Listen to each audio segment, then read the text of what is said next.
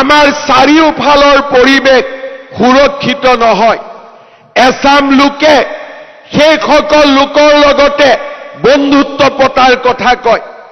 এছাম লোকে সেইসকল লোকৰ লগতে মিতিৰালি পতাৰ কথা কয়। কিন্তু সেইসকল লোকক মই আজি আকৌ এবাৰ ক'ব বিচাৰিছো, শ্বহীদ খৰ্গেশ্বৰ তালুকদাৰ, শ্বহীদ ভূপেন ডেকাৰ তেজে আমাক সদায় প্ৰেৰণা দিব। সেইসকল লোকৰ বিৰুদ্ধে আমি যুঁজিম আৰু যুঁজি যুঁজি অসমীয়া জাতিয়ে জিকিব। আজি নহয় কালি অসমীয়া জাতিয়ে আকৌ এবাৰ জিকিব। তাক মই সেইসকল লোকৰ প্ৰতি মই সকীয়াই দিব খুজিছো। পৰাজয় আমি শিকা নাই। পৰাজয়ৰ আগতে আমি নিজৰ জীৱন বলিদান দিয়াৰ কথা চিন্তা কৰিম। কিন্তু শ্ৰদ্ধাৰ ৰাইজ, যোৱা 3টা বছৰ গৰুখুটিয়ে হওক, কাজিৰঙাই হওক, কচুতলিয়ে হওক, এইখন চৰকাৰৰ বিৰামহীন সংকল্পৰ কথা আমাক আকৌ এবাৰ সন্মুখলৈ লৈ আহে।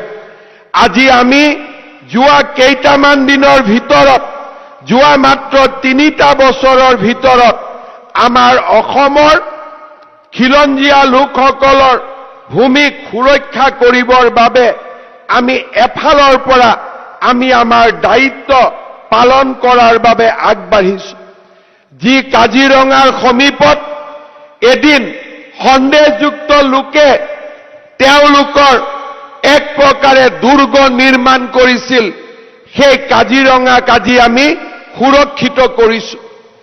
আজি আমি কাজিৰঙাৰ সমীপত আমি সন্দেহযুক্ত লোকক আমি আঁতৰাই পঠিয়াইছো। গৰুখুটি প্ৰকল্পৰ আৰম্ভণি কৰি সন্দেহযুক্ত লোকৰ পৰিৱৰ্তে অসমীয়া লোকৰ আত্মনিৰ্ভৰশীলতাৰ এক নতুন ইতিহাস নিৰ্মাণ কৰিছো। কন্যাকাৰ সফলতাই অসমীয়া লোকৰ আত্মনিৰ্ভৰশীলতাৰ প্ৰমাণ দিয়ে।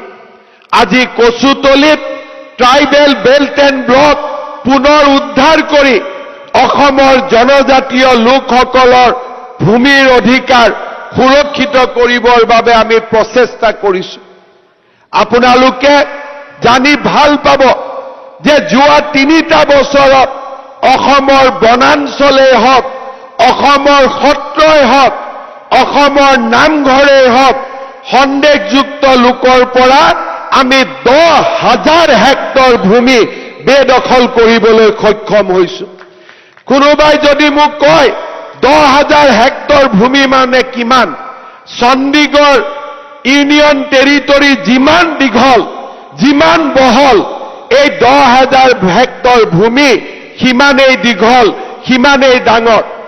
আমাৰ মনত স্পষ্টভাৱে আমাৰ প্ৰাণত শক্তি আছে, আমাৰ সংকল্প আছে। লাহে লাহে আমি অসমৰ প্ৰতি ডোখৰ ভূমি, প্ৰতি টোপাল মাটি, প্ৰতি টোপাল পানী আমি সন্দেহযুক্ত লোকসকলৰ পৰা উদ্ধাৰ কৰিম আৰু খিলঞ্জীয়া লোকসকলৰ ব্যৱহাৰৰ বাবে ইয়াক আমি লৈ আহিম। খেতি পথাৰত খেতি কৰিবৰ বাবেও আমি অচিনাক্ত লোকক মাতিব আৰম্ভ কৰিলো।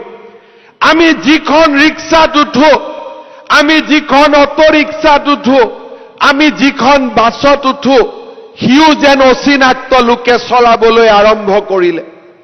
অচিনাক্ত লোকে অসমৰ অৰ্থনীতিটোক নিজৰ হাতলৈ লৈ যাব আৰম্ভ কৰিলে। অসমৰ যুৱক যুৱতীসকলে অসমীয়াক সেই অচিনাক্ত লোকসকলৰ পৰা ৰক্ষা কৰিব লাগিব।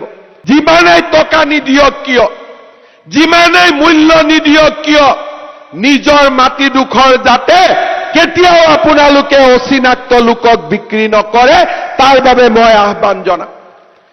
এই জামুগুৰি হাটৰ পবিত্ৰ মঞ্চৰ পৰাই মই বৰপেটা, নগাঁও, মৰিগাঁও, নলবাৰী, ধুবুৰী, গোৱালপাৰা ৰাইজক আহ্বান জনাম, দৰঙৰ ৰাইজক আহ্বান জনাম, কোনোবাই 1 টকা বেছি দিলেও আমাৰ যাতে মাটি আমি যাতে কেতিয়াও অচিনাক্ত লোকক বিক্ৰী নকৰো, তাৰ বাবে আজি আমি এই দিনটোত পণ ল'ব লাগিব। অসমীয়াৰ হাতৰ পৰা মাটিডোখৰো যদি আঁতৰি যায়, জীয়াই থকাৰ বাবে আমি পৰিচয় নোপোৱা হ'ম। জয়। আমাৰ মনবোৰ বেদনা আৰু দুখেৰে পৰিপূৰ্ণ হয় যেতিয়া অচিনাক্ত লোকে কয় যে আমি মাছ বিক্ৰী কৰা বন্ধ কৰি দিম, যেতিয়া অচিনাক্ত লোকে কয় যে আমি নহলে উজনি অসমত কাম নহব, সেই দিনটোতকৈ চৰম অপমানৰ দিন জাতিটোৰ বাবে একোৱেই নাথাকে। কোনোবা অচিনাক্ত লোকে যদি খাৰুপেটীয়াৰ পৰা কয় যে আমি নোখোৱালে তোমালোকে খাব নোৱাৰিবা, তাতকৈ আৰু ডাঙৰ অপমান জাতিটোৰ বাবে একোৱেই হ'ব নোৱাৰে। কাৰোবাৰ অচিনাক্ত লোকে খেতি কৰিব আৰু সেই খেতিৰ শাক পাচলিৰ মূল্য বাঢ়িছে নে কমিছে তাৰ ওপৰত আমি টিভিত গৈ টক শ্ব' কৰিম, সেয়া অসমীয়া জাতিৰ ভৱিষ্যত হ'ব নোৱাৰে। অসমীয়াই বছৰৰ বাবে প্ৰয়োজনীয় নিজৰ খাদ্য নিজৰ ঘৰৰ বাৰীত উৎপন্ন কৰিছিল। দলগাঁও খাৰুপেটীয়াৰ পৰা অহা আলু তাৰ দাম কিমান হ'ব তাৰ জল্পনা কল্পনা অসমে নিজৰ ইতিহাসত কেতিয়াও কৰা নাছিল। অসমীয়া লোকক মই ইজৰাইলৰ ইতিহাস পঢ়িবলৈ আহ্বান জনাম। মধ্যপ্ৰাচ্য আৰবৰ চাৰিওফালে এই দেশখনক মুছলমান মৌলবাদীসকলে আগুৰি ৰাখিছে। ইৰাণ, ইৰাক শক্তিসমূহৰ মাজত ইজৰাইলে কেইমুঠিমান মানুহ লৈ প্ৰযুক্তি, বিজ্ঞান আৰু পৰিশ্ৰমৰ জৰিয়তে এক অভেদ্য জাতিলৈ নিজক ৰূপান্তৰ কৰিছে।